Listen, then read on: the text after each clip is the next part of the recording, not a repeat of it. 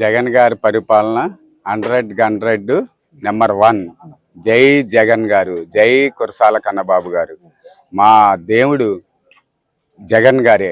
రాష్ట్ర ప్రజలందరికీ కూడా జగన్ గారే దేవుడు. ఈ దేవుడు ఇదివరకు చంద్రబాబు నాయుడు చేసిన టైంలో వస్తే ఆడు చంద్రబాబు నాయుడు ఎప్పుడో అంతం అయిపోదుడు. కానీ ప్రజలు ఒక బాధపడి ఈ దేవుడు జగన్ గారు మాకు దేవుడు, రాష్ట్రానికే దేవుడు. ఆ దేవుడు వచ్చాక ఈ 5 సంవత్సరాలు కూడా పేదవాళ్ళకి ఏమి కావాలో అని పాదయాత్రలో తెలుసుకుని ప్రతి ఊరు, ప్రతి గ్రామం, ప్రతి వీధి కూడా పాదయాత్రలో తెలుసుకుని పేదవాళ్ళ కష్టాలు ఎలా తీరాలి, ఎలా తీరతాయని తెలుసుకుని ఆ మహానుభావుడు ఇళ్ల స్థలాలు ఇచ్చాడు,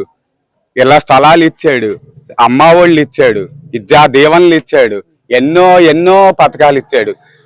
ఆడవాళ్ళు కూలి పనులు చేసుకుని కూలి సాలలేక ఒక పూట తిని ఒక పూట తినలేక బతుకుతుంటే ఆ మహానుభావుడు పథకాలు పెట్టాడు. ఆ పథకాలతోటి కూరలు అమ్ముకునో, కాయగూరలు అమ్ముకునో, ఒక ఇడ్లీలు టిఫిన్లు అమ్ముకునో ఏదో రకంగా బాగుపడుతున్నారు.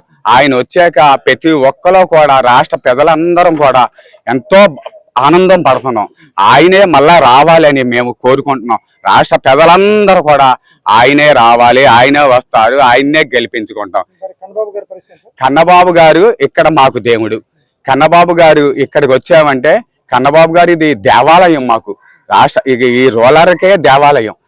ఏ ప్రజలు వచ్చినా ఇక్కడికి వాళ్ళకి ఒక బంధువు కింద, ఒక చుట్టాల కింద ఉంటారు, ఒక దేవాలయం కింద ఉంటుంది. ముస్లింస్కి అల్లాగా, క్రైస్తవులకి ఒక చర్చిగా, మాకు ఒక రామాలయంలోగా వెంకటేశ్వర. ఎందుకంటే ఆయన మహానుభావుడు. కన్నబాబు గారు అంటే పేదవాళ్ళకి పక్షంలో ఉంటాడు.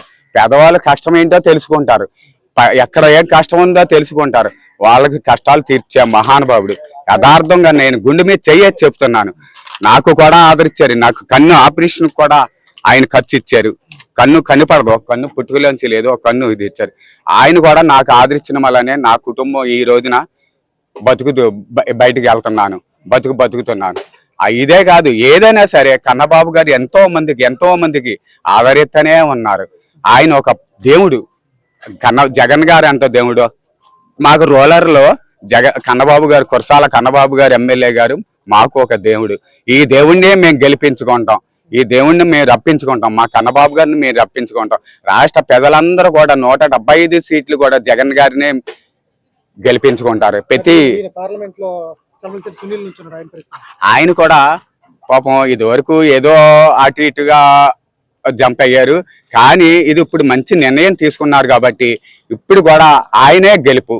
సునీల్ గారు ఎన్పీ సునీల్ గారే గెలుపు. వైఎస్ఆర్ తరఫున సునీల్ గారే గెలుపు. 25 సీట్లు కూడా ఎన్పీ 25 సీట్లు కూడా జై జగన్ గారే. అది 175 సీట్లు కూడా జై జగన్ గారే.